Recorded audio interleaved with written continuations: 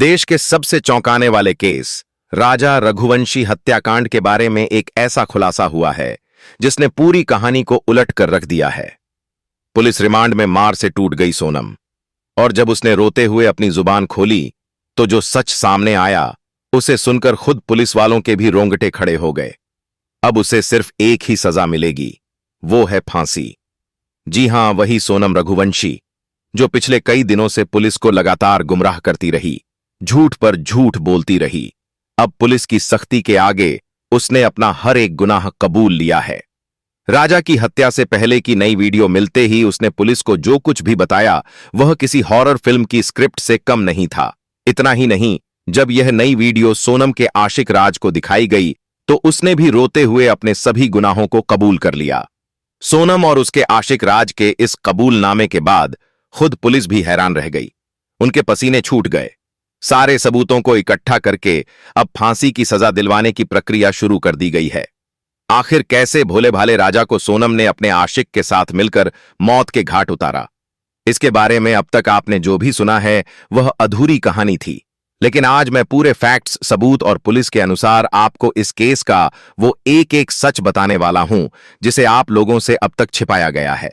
अब तक आप लोग इस केस के बारे में बहुत कम जानते होंगे, लेकिन इस वीडियो में मैंने पूरे रिसर्च और सबूत के साथ शुरू से लेकर सोनम के कबूलनामे, उस पर लगी धाराएं, उसके खिलाफ कितने सबूत मिले जो उसे फांसी के तख्ते तक पहुंचाने के लिए काफी हैं, उस एक एक चीज को बहुत बारीकी से बताया है। इसलिए वीडियो शुरू करने से पहले मेरी आपसे एक छोटी सी गुजारिश है। आज आप भले ही चैनल को सब्सक्राइब ना करें, लेकिन इस वीडियो को अंत तक जरूर देखिए और राजा को इंसाफ दिलाने के लिए कमेंट में जरूर लिखें, वी वॉन्ट जस्टिस फॉर राजा, ताकि सबको पता चल सके कि हम राजा के सपोर्ट में हैं और उसे न्याय दिलाकर ही रहेंगे। मार डालो इसे। मेघालय की वादियों में सोनम के द्वारा कहे गए यह सिर्फ 3 शब्द नहीं थे, यह वो खंजर था जिसने एक पति के सीने को नहीं बल्कि उस रिश्ते को छलनी कर दिया जिसे हम और आप शादी कहते हैं। मेघालय की वादियों में जब सोनम ने कहा मार डालो इसे, तो हर कसम, हर वादा खून से लथपथ जमीन पर पड़ा था। इस कहानी की शुरुआत होती है 8 अक्टूबर 2024 को। रामनवमी का दिन था और रघुवंशी समाज का भंडारा था। इसी दिन समाज के लोग शादी के योग्य लड़के लड़कियों के नाम समाज के रजिस्टर में लिख देते। सोनम की फैमिली वालों ने जब उस रजिस्टर में राजा रघुवंशी की डिटेल्स पढ़ी तो उन्हें लड़का अच्छा लगा। एक तो राजा का काम भी अच्छा था, दूसरा वह इंदौर का ही रहने वाला था। उसके बाद सोनम की मां का राजा के घर फोन आया, वह लोग मिलने आए। फिर लड़का लड़की आपस में मिले और बात पक्की हो गई। लेकिन शुरू में ही राजा ने एक ऐसी बात नोट की जिसे उसके परिवार वाले अगर समझ जाते तो शायद राजा की जान बच भी सकती थी। राजा ने एक दिन अपनी मां को बताया कि सोनम मुझ में इंटरेस्ट नहीं ले रही है। राजा दरअसल सोनम के साथ फिल्म देखने जाना चाहता था। सोनम ने इसके लिए मना कर दिया। राजा फोन भी करता था तो सोनम उससे बात नहीं करती थी। राजा की मां ने इस बारे में सोनम से पूछा तो उसने कहा, मैं ऑफिस में बिजी होती हूं इसलिए बात नहीं कर पाती। तब राजा के परिवार ने इस पर ज्यादा ध्यान नहीं दिया। उन्होंने सोचा कि शायद सोनम सही कह रही हो। 11 मई 2025 को इंदौर में सोनम और राजा रघुवंशी की शादी हुई। सोनम शादी के बाद सिर्फ 4 दिन राजा के घर रही, फिर अपने मायके चली गई। राजा शादी के बाद कश्मीर घूमने जाना चाहता था, लेकिन पहलगाम हादसे के बाद वह प्रोग्राम उसे टालना पड़ा। इसके बाद अपने मायके से ही सोनम ने खुद मेघालय शिलंग के लिए हनीमून टिकट बुक किया। फिर राजा को फोन करके बताया कि उसने 20 मई को मेघालय की टिकट बुक कर दी है, लेकिन राजा मना कर देता है कि मेरा मन मेघालय जाने का नहीं है। राजा यह बात अपनी मां से कहता है कि सोनम ने मुझसे बिना पूछे मेघालय की टिकट बुक कर दी है। टिकट पहले से बुक था, इसलिए मां ने कहा चले जाओ, टिकट हो गया है तो कैंसिल करना सही नहीं रहेगा, इसी बहाने दोनों घूम भी लोगे। हनीमून पर जाने से पहले ही सोनम ने हनीमून के नाम पर राजा से अपने अकाउंट में RS-9500 ट्रांसफर भी करवा लिए थे। फिर 20 मई 2025 को दोनों शिलांग के लिए रवाना हुए। असम में 1 से 2 दिन घूमने के बाद 22 मई को राजा और सोनम शिलांग में पहुंच जाते हैं। वहां के एक लोकल रेंटल एजेंसी से वह लोग एक स्कूटी किराए पर लेते हैं और उसी स्कूटी से आसपास के कुछ जगह घूमते हैं। अगले दिन यानी कि 23 मई की सुबह 5:30 पर वो लोग अपने होटल से चेकआउट कर लेते हैं। वो लोग अपने लगेज बैग को स्कूटी में कैरी करके घूम नहीं सकते थे, इसीलिए उनके पास जितना भी कीमती सामान था उसे वे एक छोटे बैग में डालते हैं और बाकी का लगेज उसी होटल के रिसेप्शन में छोड़ देते हैं। उस दिन सोनम का फास्टिंग था, इसलिए वह लोग एक दुकान से कुछ फ्रूट्स खरीदते हैं और कॉफी पीते हैं। उसके बाद वे लोग उसरा हिल्स की तरफ बढ़ते हैं, जो कि शिलांग से लगभग 60 किमी दूर है। वहां पहुंचने के बाद दोपहर करीब 1 से 1:30 बजे के बीच सोनम अपनी सासू मां से फोन पर बात करती है। Hello hello. हाँ, दादा का फोन चालू नहीं हुआ, अभी अभी नहीं हुआ, बस हम चढ़ाई कर रहे हैं, हम ऊपर चढ़ गए, फिर फोन लगाते हैं। इसी कॉल रिकॉर्डिंग से पता चलता है कि राजा और सोनम को नीचे जाकर जहां घूमना था वो उस जगह पर ऑलरेडी घूम चुके थे और करीब 1:30 बजे के आसपास अपने स्कूटी के पास लौट रहे थे। यह राजा और सोनम का आखिरी कॉल होता है, क्योंकि 847 पर जब राजा के बड़े भाई सोनम को कॉल करते हैं तो सोनम का मोबाइल रिंग तो होता है, लेकिन कोई रिसीव नहीं करता। राजा का फोन तो पहले से ही स्विच ऑन ऑफ था, लेकिन 24 मई को सोनम का फोन भी बंद हो जाता है। अब यह क्लियर हो जाता है कि 8:20 से लेकर 8:47 के बीच ही कुछ अनहोनी हुई थी। राजा के बड़े भाई विपिन तुरंत शिलांग पहुंचते हैं। जब वे होटल पहुंचते हैं तो वहां पता चलता है कि राजा और सोनम 23 मई की सुबह 5:30 पर चेकआउट कर चुके थे और उनका लगेज अभी तक वहीं रखा हुआ है। तब से इस बैग को कोई लेने नहीं आया। यह सुनते ही विपिन को यकीन हो जाता है कि कुछ ना कुछ तो अनहोनी हुई है। जरूर दोनों किसी मुसीबत में हैं। राजा और सोनम का घर वालों से बात हुए 1 दिन से ज्यादा हो चुका था। ऊपर से पूरा नॉर्थ ईस्ट भारी बारिश की चपेट में था। कई जगह बाढ़ और लैंडस्लाइड की वजह से रेड अलर्ट लगा हुआ था। ऐसे में समय रहते खोजबीन नहीं होती तो उनका मिलना मुश्किल हो जाता। इसीलिए राजा के बड़े भाई विपिन ईस्ट खासी हिल्स पुलिस को इन्फॉर्म करते हैं, लेकिन खराब मौसम की वजह से पुलिस भी ज्यादा कुछ नहीं कर पाती। इसलिए खुद ही राजा के फैमिली वाले राजा और सोनम को ढूंढना शुरू कर देते हैं। राजा और सोनम ने अपने ट्रिप की कई फोटो और वीडियो अपने परिवार को भेजे थे।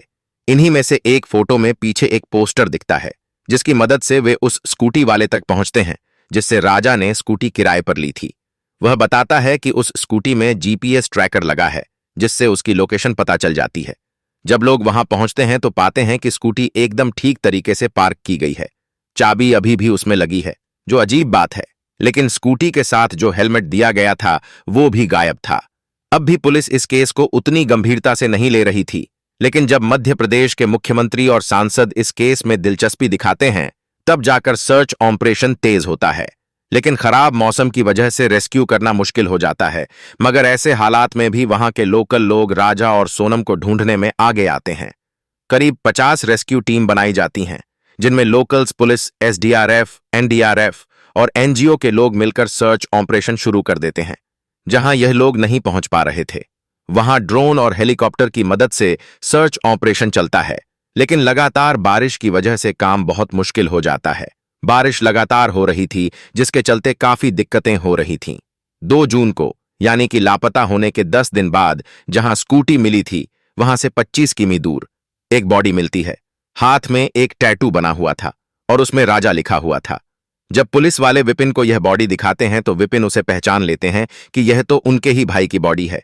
सबका जो डर था वो सच हो जाता है। हाहाकार मच जाता है। लेकिन यहां पर कहानी खत्म नहीं होती, बल्कि यह केस अब और भी उलझ चुका था। राजा के परिवार वालों ने बताया कि जब वह घर से निकले थे तो उनके गले में सोने की चैन थी। हाथ में 2 वेडिंग रिंग्स और एक डायमंड ब्रेसलेट भी पहना हुआ था, जिसकी कीमत करीब RS 1 लाख थी। लेकिन पुलिस को अब तक जो चीजें मिली थीं उनमें एक सफेद रंग की महिला की शर्ट, एक पेंटोप्राजोल टैबलेट, वीवो का टूटा हुआ मोबाइल और राजा की स्मार्ट वॉच शामिल है। लेकिन सोने की चैन, दोनों रिंग्स और ब्रेसलेट गायब है। पोस्टमार्टम रिपोर्ट से पता चलता है कि राजा के शरीर पर कई जगह धारदार हथियार के घाव थे, यानी उसकी हत्या की गई थी। उनको मारकर नीचे खाई में फेंक दिया गया था। हथियार भी नया था, जैसे राजा को मारने के लिए ही यह खरीदा गया हो। हालांकि पुलिस ने उस हथियार को भी बरामद कर लिया है। जो स्कूटी मिलती है वह प्रॉपरली एक जगह पर पार्क किया हुआ था, उसमें कोई स्क्रैच मार्क नहीं था, जिससे यह पता चलता है कि उनका एक्सीडेंट स्कूटी में नहीं हुआ है बल्कि उन्हें मारा गया था। लेकिन अजीब बात यह है कि उस स्कूटी में चाबी लगा हुआ था और उसका हेलमेट मिसिंग था।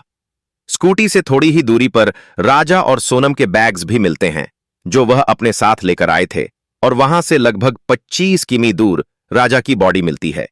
यह तभी पॉसिबल हो सकता है जब राजा को मारने के बाद कातिल ने स्कूटी को ओसरा हिल्स के पास लाकर पार्क किया होगा और स्कूटी वहां पर पार्क करने के बाद उसी ने ही गाड़ी में चाबी छोड़ दिया होगा, क्योंकि यह एक रेंटेड स्कूटी था।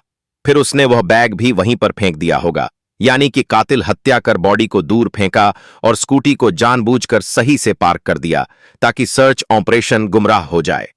राजा की हत्या 23 मई को हुई थी, लेकिन उसकी लाश 2 जून को मेघालय के प्रसिद्ध वेई सावडोंग फॉल्स के पास एक गहरी खाई में बेहद सड़ी गली हालत में मिली। शरीर पर गहरे जख्म थे। सिर और पीठ पर धारदार हथियार के 2 घाव साफ नजर आ रहे थे।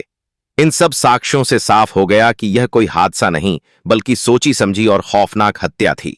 अब तक पुलिस इसे लूटपाट का मामला मान रही थी और सोनम रघुवंशी की तलाश में जुट गई थी, जो उसी दिन से लापता थी। पुलिस को शक था कि लुटेरों ने राजा को लूटने के बाद उसकी हत्या कर दी और संभव है कि सोनम को भी मारकर कहीं फेंक दिया हो। जैसे ही यह खबर मीडिया के जरिए आम लोगों तक पहुंची, हर कोई सन्न रह गया। लोगों में गुस्सा फूट पड़ा और वे सड़कों पर उतर आए। विरोध प्रदर्शन शुरू हो गया। जनता के भारी दबाव के बाद पुलिस ने तुरंत विशेष जांच टीम एसआईटी का गठन किया और सोनम की तलाश को प्राथमिकता दी। लेकिन इस मामले की दिशा तब पूरी तरह से बदल गई जब एक स्थानीय गाइड अल्बर्ट पीढ़ी ने पुलिस को बताया कि 23 मई को उसने राजा और सोनम को 3 अनजान युवकों के साथ फॉल्स की ओर जाते हुए देखा था। इन तीनों युवकों की सबसे चौंकाने वाली बात यह थी कि वे सभी हिंदी में बात कर रहे थे। इसके बाद पुलिस ने सीसीटीवी फुटेज खंगाले। फुटेज में राजा, सोनम और 3 अज्ञात युवकों को एक साथ घूमते देखा गया। जब पुलिस ने सोनम के मोबाइल की कॉल डिटेल रिकॉर्ड सीडीआर निकाली तो कई संदिग्ध कॉल्स इंदौर और यूपी के नंबरों पर मिलते पाए गए। इसके बाद मेघालय पुलिस ने इंदौर और यूपी की पुलिस के साथ मिलकर दोनों ही राज्यों में अलग अलग जगह छापेमारी करके 4 लोगों को पकड़ लिया। इनमें राज कुशवाहा और विशाल चौहान को इंदौर से, आकाश राजपूत को इंदौर के पास से और आनंद कुर्मी को बीना से गिरफ्तार कर लिया गया। शायद सोनम को इस बात की भनक लग गई थी कि उसके साथी अब पुलिस की गिरफ्त में आ चुके हैं। इसी डर से उसने आत्मसमर्पण करने का फैसला किया और फिर 8 जून की रात करीब 1 बजे यूपी के गाजीपुर में एक ढाबे पर एक लड़की बदहवास हालत में पहुंची। उसने काले रंग की टी-शर्ट और लोअर पहन रखा था। बाल बिखरे हुए थे। चेहरा बेहद थका हुआ लग रहा था, जैसे कई दिनों से सोई ना हो। डर और घबराहट उसके चेहरे पर साफ झलक रही थी। लड़की ने ढाबे वाले लड़के से कहा, भैया, क्या मुझे आपका फोन मिलेगा? मुझे अपने घर वालों से बात करनी है। ढाबे वाले ने बिना सवाल किए अपना फोन दे दिया। जैसे ही लड़की ने कॉल किया, वह रोने लगी। उस वक्त कोई नहीं जानता था कि यह लड़की कौन है। वहीं मौजूद कुछ महिलाओं ने उसे पहचानने की कोशिश की, लेकिन किसी को भी यह अंदाजा नहीं था कि यह वही सोनम रघुवंशी हो सकती है, क्योंकि गाजीपुर मेघालय से करीब दूर है। फोन पर भाई से बात करने के बाद सोनम वहीं एक चारपाई पर बैठकर फूट फूट कर रोने लगी। तभी उसी नंबर पर सोनम के भाई का कॉल आया। उसने ढाबे वाले से कहा, भाई साहब, आप तुरंत पुलिस को फोन करो। ढाबे वाले ने फौरन पुलिस को सूचना दी। करीब 30 मिनट बाद पुलिस मौके पर पहुंची। जब सोनम ने अपनी पहचान बताई तो पुलिस समझ गई कि यही वह लड़की है जिसकी तलाश में मेघालय पुलिस पिछले 17 दिनों से जुटी हुई थी। फिर सोनम को गाजीपुर पुलिस अपने साथ ले गई और बाद में मेघालय पुलिस को सौंप दिया गया। सोचिए, जो सोनम पिछले 17 दिन से लापता थी, जिसे सबने मरा हुआ मान लिया था, वही सोनम जब उसके साथियों की गिरफ्तारी होती है तो कैसे खुद ही अपने भाई को फोन करती है। अगर वह निर्दोष थी और जिंदा थी तो क्या यह काम पहले भी नहीं कर सकती थी? पूछताछ में जो खुलासा हुआ उसने पूरे मामले की दिशा ही बदल दी और पुलिस भी हैरान रह गई। 7 जून तक सोनम एक मासूम पत्नी थी जिसके लिए पूरा देश इंसाफ मांग रहा था। लेकिन 8 जून की रात जब वह गाजीपुर के एक ढाबे से गिरफ्तार हुई तो जैसे सच्चाई ने सबको झकझोर कर रख दिया। असली झटका तो तब लगा जब पता चला सोनम ही अपने पति राजा की कातिल है और वह अकेली नहीं थी। इस कत्ल की कहानी के पीछे है एक प्लान, एक प्रेमी और 3 खूनी साए। सोनम रघुवंशी शुरुआत में सारी बातें छुपाती आ रही थी, लेकिन पुलिस द्वारा सबूतों की बौछार और कड़ी पूछताछ के बाद सोनम ने टूटते हुए बताया कि उसने अपने प्रेमी राज कुशवाहा के साथ मिलकर अपने पति राजा रघुवंशी की हत्या की साजिश 3 महीने पहले ही रची थी। सोनम ने यह भी कबूल किया कि इस साजिश में राज के 3 दोस्त आकाश राजपूत, विशाल सिंह चौहान और आनंद कुर्मी को RS 20 लाख की सुपारी दी गई थी। उसने कहा कि वह राजा को मारने के लिए किसी भी हद तक जा सकती थी। हनीमून पर उसका जाने का एक ही मकसद था, राजा की हत्या, और राजा की हत्या करने के बाद उसे जरा भी अफसोस नहीं है, बल्कि वह खुश है। बस दुखी इसलिए है कि वह पकड़ी गई। इसके अलावा सोनम ने बताया कि राजा को 23 मई को शिलांग के नोंगियाड ट्रैकिंग स्थल पर बेरहमी से मारने के लिए पहाड़ी इलाके में ले जाया गया। फिर आकाश राजपूत, विशाल सिंह चौहान और आनंद कुर्मी ने पीछे से पेड़ काटने वाले धारदार कुल्हाड़ी से हमला किया। राजा गंभीर रूप से घायल हो गया, लेकिन फिर भी वह लड़ता रहा। उसने अपनी जान बचाने की भरपूर कोशिश की। घायल होने के बाद भी राजा करीब 12 मिनट तक लड़ता रहा। मुझे डर